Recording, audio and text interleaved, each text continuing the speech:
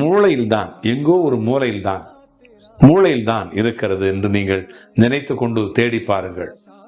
எந்த இடத்தில் நீங்கள் இருக்கிறீர்கள் என்பதை ஒவ்வொரு இடமாக தேடி பாருங்கள். உங்களால் ஒரு இடத்திற்கு வந்துவிட முடியும்.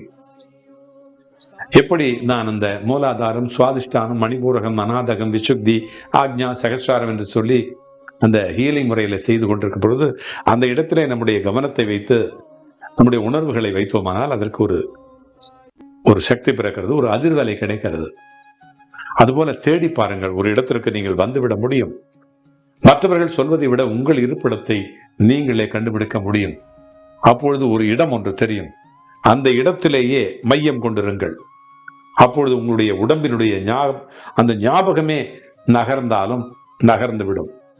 இந்த உற்று பார்ப்பது என்பதை உங்களுக்காக வேறு யாராலும் செய்ய முடியாது.